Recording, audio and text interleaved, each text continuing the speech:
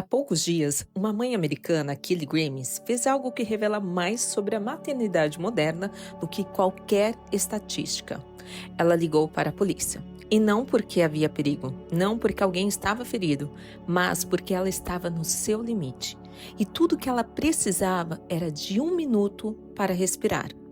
Ela estava sozinha com os filhos havia semanas, sem dormir direito, sem apoio, sem pausa, e depois de passar noites no hospital com um dos bebês, ela voltou para casa sem conseguir servir o jantar às 21h45.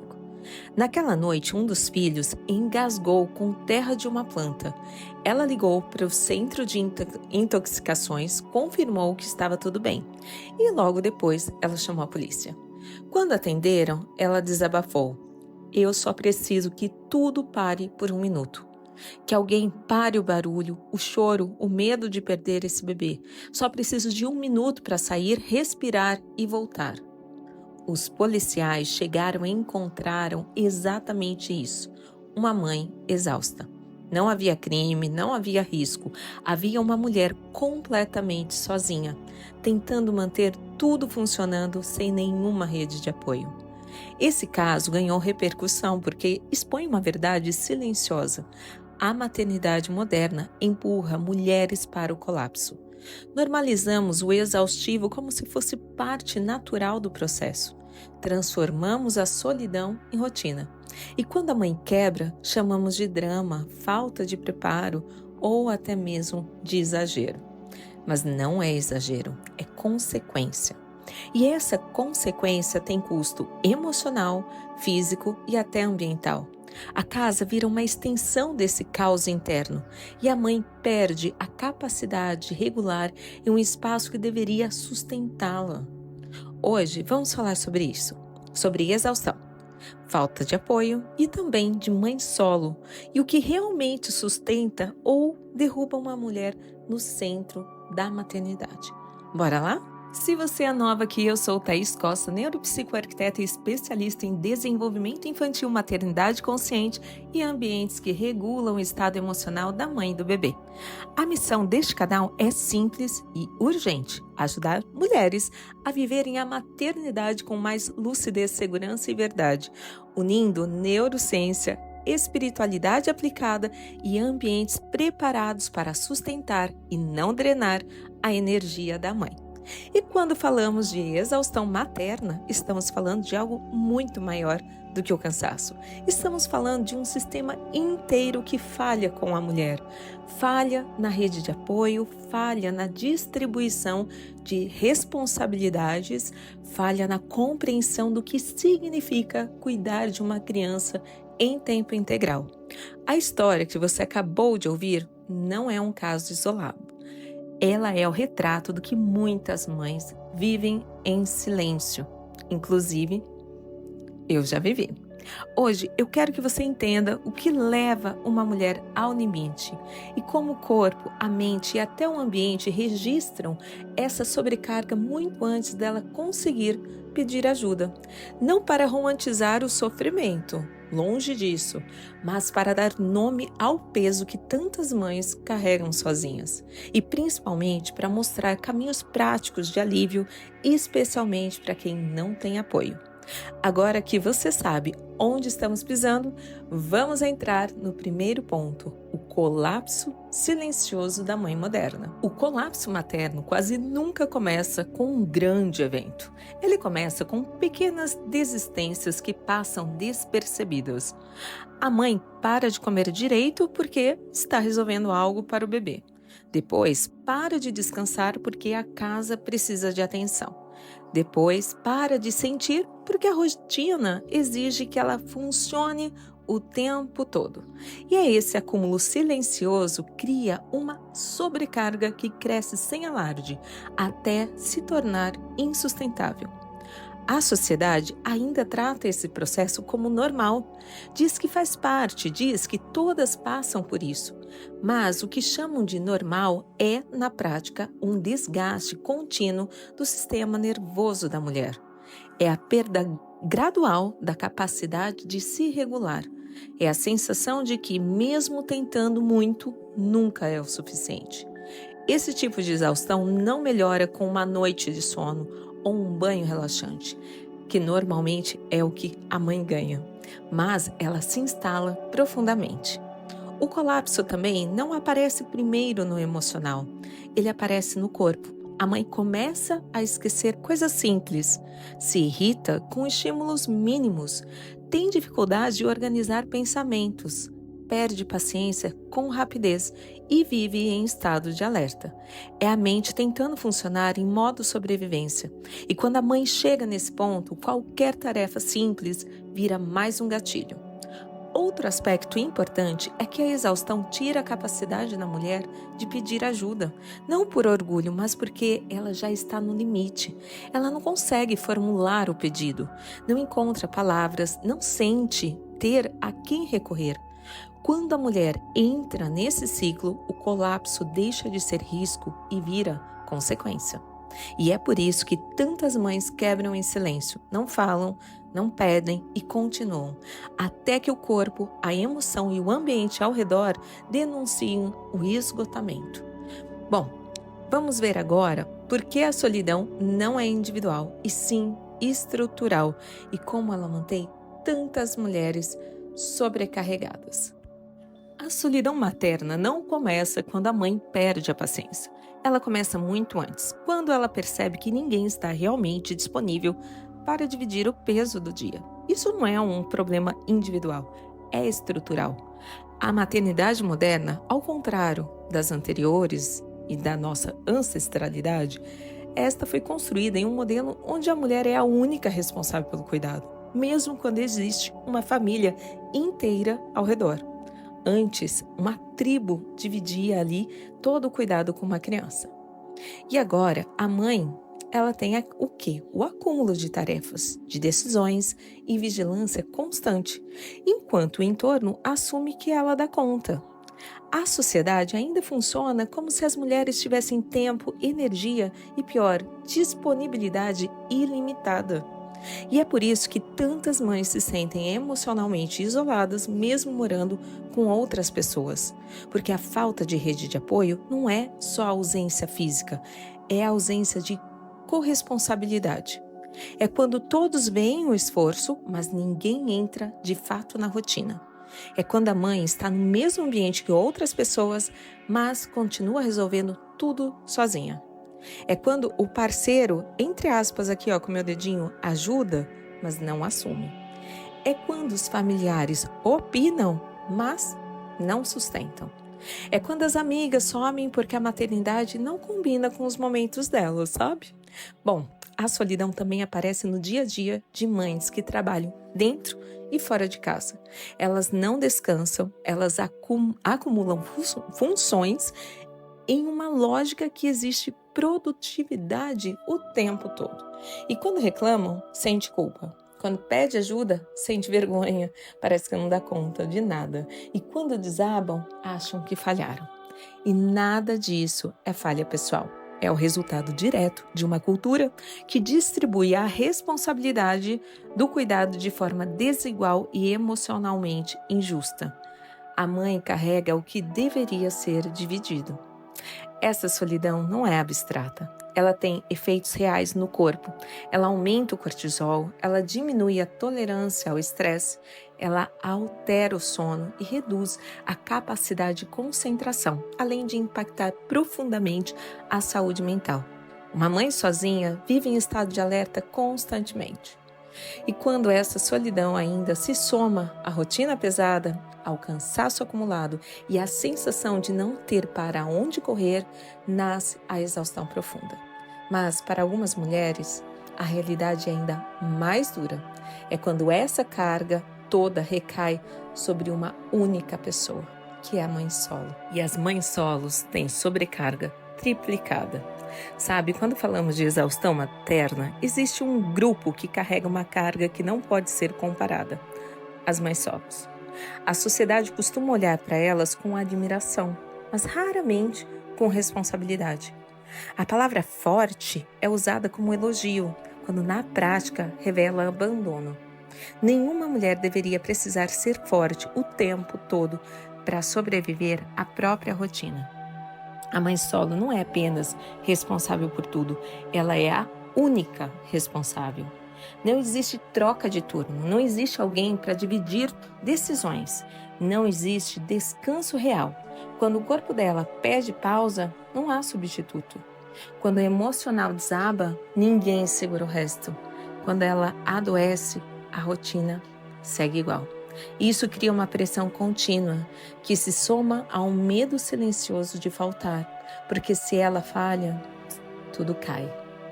Essa sobrecarga não é só prática, não. É emocional e psicológica. A mãe solo vive em estado de vigilância permanente. Ela precisa estar atenta ao bebê, à casa, ao trabalho, às contas, ao sono, à saúde da criança e à própria sobrevivência emocional. Tudo isso você tem onde se apoiar. Há um tipo de solidão que desgasta em camadas profundas, porque ela não tem margem para quebrar. Ela sabe disso, o corpo dela sabe disso. E isso altera completamente o funcionamento do sistema nervoso. Além disso, existe uma cobrança social invisível. As mães solos são vistas como exemplo de força, mas não como uma mulher que precisa de suporte. Muitas vezes recebe julgamento em vez de ajuda. Ou piedade disfarçada, sabe? Que não resolve nada. O que elas realmente precisam é corresponsabilidade, presença e políticas que reconheçam o peso que carregam. E a casa, ela entra nesse contexto de forma decisiva. Para uma mãe solo, o ambiente pode ser o maior aliado ou o maior obstáculo. Se é caótico, estimula mais sobrecarga emocional. Se é estruturado para facilitar a rotina, vai criar pequenas margens de respiro. Quando não existe rede externa, o espaço precisa ser uma rede interna. E a casa é o primeiro lugar onde a exaustão aparece. Muito antes do colapso emocional, o ambiente já mostra sinais de que a mãe está sobrecarregada. E não é sobre bagunça, não. É sobre capacidade cognitiva.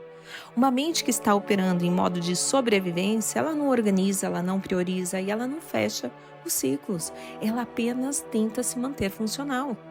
Quando a exaustão chega, a casa deixa de ser um território de apoio e se torna mais um estímulo que pesa.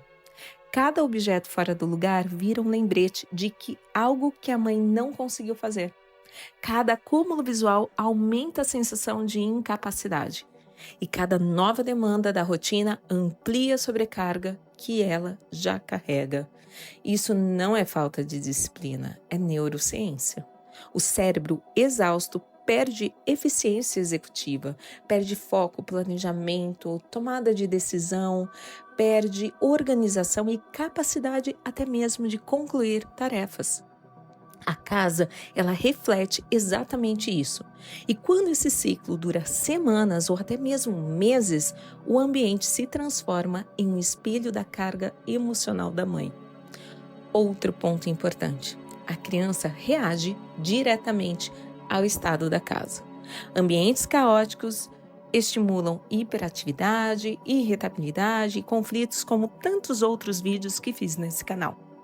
Ambientes visualmente poluídos aumentam distração e diminuem tolerância à frustração. O bebê não entende o contexto, mas sente os desajustes.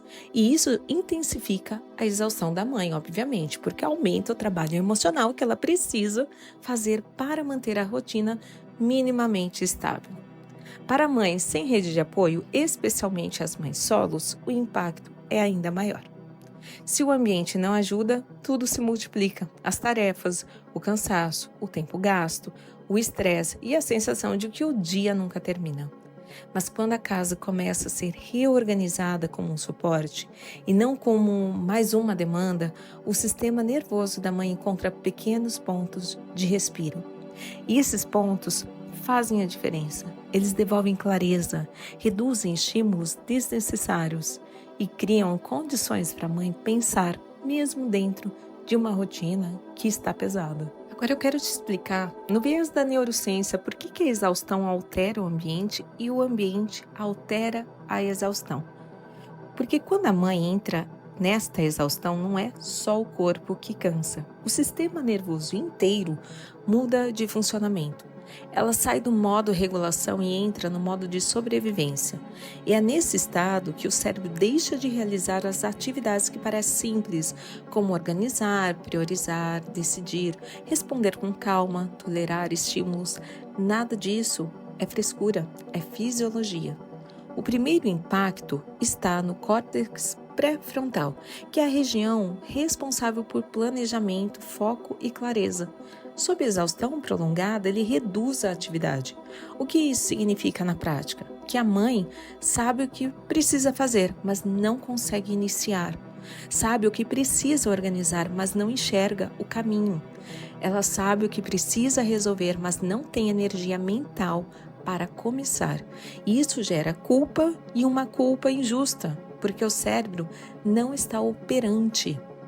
Ele está operando no limite, né? O segundo impacto está no sistema límbico, que é o que controla as emoções e as respostas ao estresse. Quando a mãe está sobrecarregada, essa área reage mais rápido e com mais intensidade. Qualquer estímulo vira um gatilho. Barulhos, demandas, bagunça visual, choro do bebê, interrupções constantes. O que antes era tolerável agora desperta irritação imediata. E não é porque a mãe perdeu a paciência, mas porque ela perdeu uma margem interna para essa tolerância. E o ambiente, ele responde diretamente a esse estado. Quando o cérebro não tem mais capacidade de processar, a casa vai acontecer o quê? Se desorganizar, né? Estamos sem iniciativa, estamos sem encontrar o caminho. Então, não é por descuido, mas porque a mente não tem recursos para mediar ordem externa e causa interna ao mesmo tempo. Ou seja, o ambiente ele vai virar um reflexo da sobrecarga. A parte mais importante é entender que esse processo é bidirecional. O que significa? O ambiente desorganizado não é só consequência da exaustão, ele também passa a ser a causa, ou seja, ambientes carregados aumentam o cortisol. E a sobrecarga visual vai ativar o alerta. Os estímulos que estão excessivos vão drenar sua energia e a casa vai deixar de ser neutra e passar a amplificar o seu estresse. Por isso que o ambiente ele precisa ser ajustado não como estética, mas como estratégia de regulação emocional. Em uma rotina sem rede de apoio, o espaço pode ser o que sustenta, ou até mesmo, claro, como você viu aqui, o que derruba, né? O que pode derrubar a mãe diariamente ou sustentar a mãe diariamente. E quais são, Thaís, os ajustes para aliviar e devolver o meu fôlego? Bom, vamos lá. Você não precisa de grandes mudanças se você está exausta. Você precisa de condições mínimas para respirar, pensar e funcionar. E é aqui que o ambiente deixa de ser o estético, né, e se torna estratégico. Pequenos ajustes vão reduzir os estímulos, vão diminuir o desgaste e devolver mais clareza para você, né? E especialmente se você for uma mãe sem rede de apoio. Então vamos lá, o primeiro ajuste é reduzir o excesso visual. O que é isso? Como eu disse, os ambientes que têm muito excesso, eles vão drenar energia porque vão exigir micro decisões constantes. Toda hora você precisa fazer micro ajustes ou decidir alguma coisa pequena do que fazer com aquele excesso. Então, enfim, o que precisa ser feito? Tirar objetos que não têm função imediata e criar espaço mental. Por exemplo, você pode deixar uma superfície livre que já vai diminuir o nível de alerta do cérebro. Isso não é arrumação, é economizar o cérebro, é uma economia cognitiva, tá? O segundo ajuste é criar um ponto de previsibilidade. Escolha um espaço pequeno, pode ser uma prateleira, pode ser uma cesta, um canto, onde tudo permanece igual. Isso dá ao seu cérebro e também do seu filho um lugar de referência. Então, quando o resto da casa está caótico, esse ponto ele se torna estável. Aí ele vai funcionar como uma âncora emocional para você. Então, por exemplo, você pode ter... Aqui eu tenho um corredor com altarzinho, eu tenho um aparador que ali fica exatamente cestinhos, separando alguns objetos e uma estátua, com uma flor, um arranjo. Então, esses pontos me trazem previsibilidade, assim como você pode criar o seu por aí, tá? O terceiro ajuste é limitar os estímulos desnecessários. Então, as luzes muito fortes, os sons constantes, brinquedos espalhados, telas ligadas, mesmo quando ninguém está vendo, sabe? Tudo isso vai aumentar a carga sensorial. E mães exaustas precisam do oposto, né? De iluminação suave, menos ruído, menos poluição visual. É nesses detalhes que o sistema nervoso descansa. Geralmente, coloco um cronômetro de 20 minutos para fazer uma organização geral, assim, dos estímulos visuais, principalmente, sabe? O que não é necessário na casa, tá? Começo do início da casa e vou até os quartos. E depois eu volto e retomo os quartos, porque por aqui não dá tempo. Não sei se por aí dá, aqui a casa é um pouquinho grande, então eu vou colocando, organizando nos ambientes o que está fora do lugar e depois eu volto em cada ambiente e organizo o que tem que ser feito, tá? Isso eu faço numa técnica de Pomodoro, eu faço aqui 50, 10 e 10 minutos, né? Eu organizo depois os ambientes, tá? O quarto ajuste é organizar o fluxo da sua rotina. Então, por exemplo, eu faço dessa forma, né? Então, como que você pode organizar esse fluxo da rotina e não necessariamente a casa inteira, né? Então, principalmente para mães que não têm apoio, tentar arrumar tudo é impossível, vamos convir. A gente fica mais exaurida e com a sensação de que não fez nada dos dias, só arrumou a casa. Então, organizar só o que facilita a rotina. Então, por exemplo, se você tem um bebê, fraldas à mão, ponto fixo de alimentação, área de descanso ali acessível. Então, a redução de deslocamento e decisões que você vai ter que fazer, sabe? Então, isso vai te poupar a energia física e mental, deixar as coisas mais prontas à mão do que você mais utiliza e mais faz, tá? Por fim, existe o ajuste emocional, que é desistir do impossível. Isso é muito importante, sabe? Solta, relaxa um pouco, não tenta ser perfeita não, desista, porque tudo isso é muito impossível. Tirar da lista tarefas que não cabem naquele momento sabe, que é autocuidado. Exaustão, ela piora quando você tenta corresponder a um padrão que ninguém conseguiria cumprir sozinha. Então, a casa, ela precisa ser funcional, mas ela não precisa ser perfeita. Liste, hoje a tua rotina é diferente diante de filho mesmo, lista o que é prioridade e o que faz, né, nesses 4 pontos que eu trouxe aqui, as coisas ficarem menos impactante, né, menos fazendo te exaurir energeticamente, tá? Quando esses ajustes, eles se combinam, o ambiente ele vai deixar de ser um gatilho e ele vai passar a ser um apoio que, mesmo que seja silencioso, ele é um apoio. E dentro da realidade sua, né, que não tem com quem contar, isso faz diferença imediata, tá bom?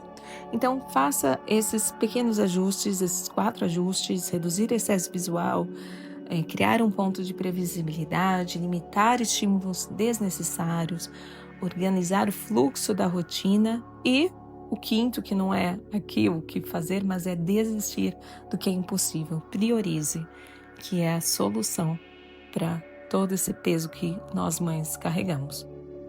Eu quero te propor um ritualzinho super prático aqui de 1 minuto de alívio, tá? Para você que está exausta, que não existe, né, espaço aí nem tempo para longos rituais, técnicas complexas ou grandes transformações. Então, o que existe é o agora e a necessidade urgente de criar um microespaço de respiro dentro dele, né?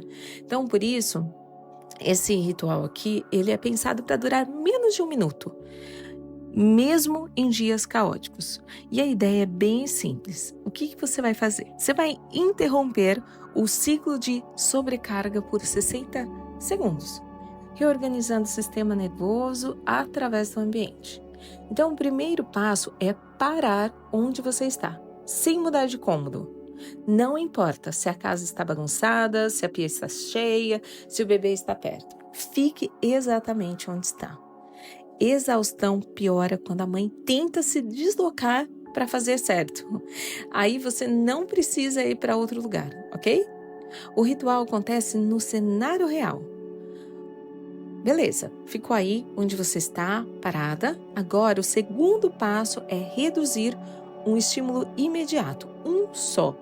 Ou seja, você pode desligar uma luz forte, você pode fechar a porta uma porta que está trazendo barulho lá de fora, tá? Para reduzir o som. Você pode colocar uma toalha sobre uma superfície visualmente assim caótica, só para disfarçar aquela bagunça temporariamente. Ou seja, é um gesto aí que você vai diminuir a carga no seu sistema nervoso. E esse vai ser o primeiro ponto de alívio, tá? Feito isso, o terceiro passo é criar um ponto fixo de apoio físico. O que seria? Apoie as mãos numa bancada, no sofá, na mesa, no encosto da cama, onde você estiver. O teu corpo ele precisa de uma referência estável para sair do modo de alerta. Você precisa tocar, tá? Esse contato firme, ele vai enviar uma mensagem para o seu cérebro que há chão, sabe? A firmeza. Você está aqui, tá tudo certo. E o quarto passo é fazer uma respiração simples. Solta o ar mais longo do que inspira.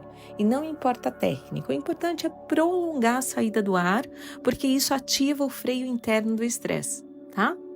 E o quinto passo é nomear mentalmente o que você precisa naquele minuto, sem se justificar.